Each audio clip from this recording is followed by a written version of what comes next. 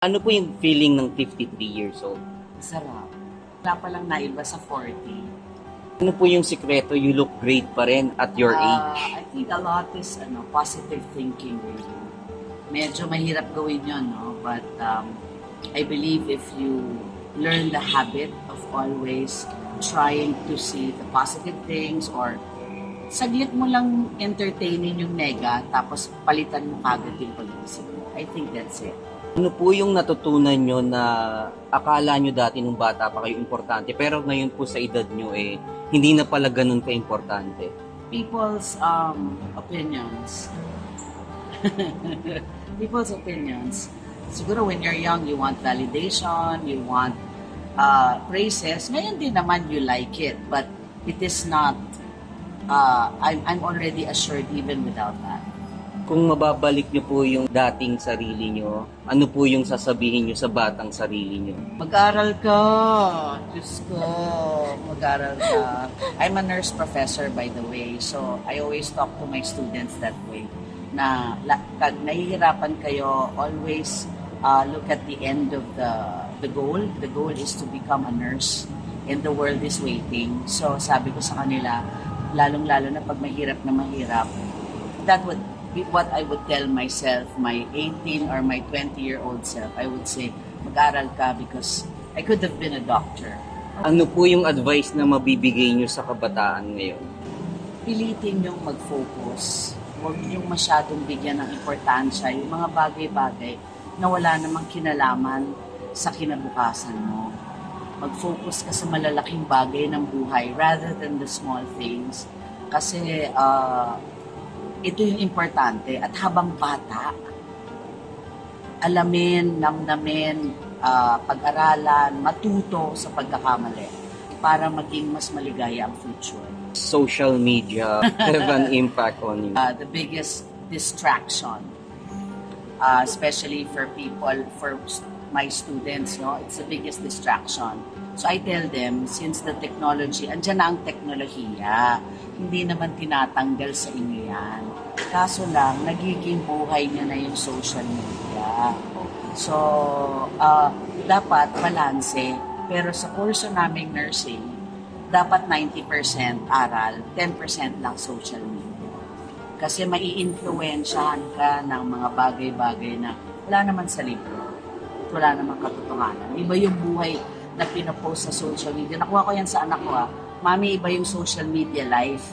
Parang social media life versus reality. Iba naman yung realidad. Nakikita mo sa social media ang ganda, pero hindi yung truth. So, sa kabataan, know what the truth really is. Hindi yung nakikita mo lang na panglabas. 2019 up to 24. Yung And usual problems yes, nila. it's all the same. Ma'am, hindi kami makaaral kasi we're distracted. Sabi ko, real talk tayo. Ano ba talaga? What is distracting you? Sabi ko sa kanila, time is precious. If you waste it too much on the nonsense things, I'm not saying don't do it. Merong mga magagandang bagay sa social media.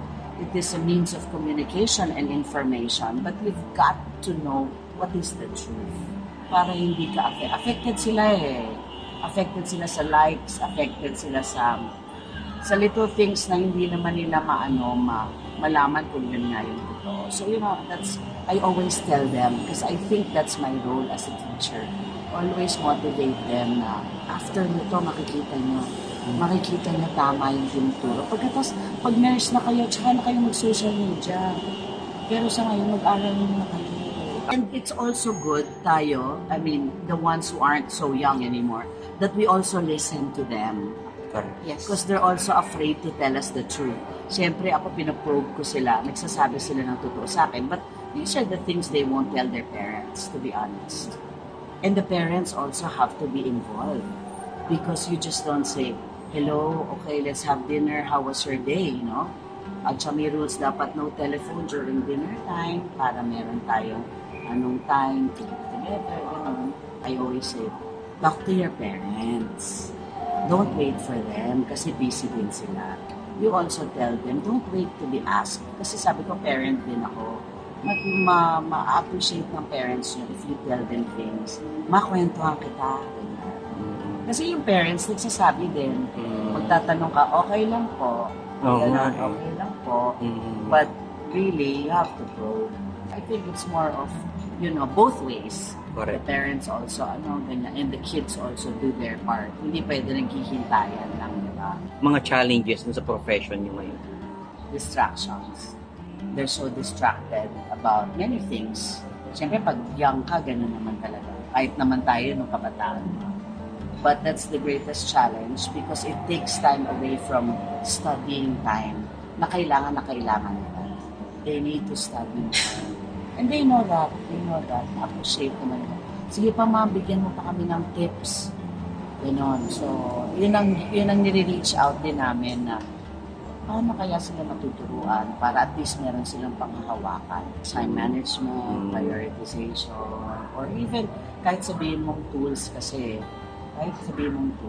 maganda pa rin yung anong ibig sabihin. O kunyari, isulat mo, pag uwi mo, 6 o'clock, maligo ka saglit, tapos mag-dinner ka with your family. Yan. Okay yan, no phone yon. Tapos pagtapos na kayo mag-dinner ng family, tulong sa chores.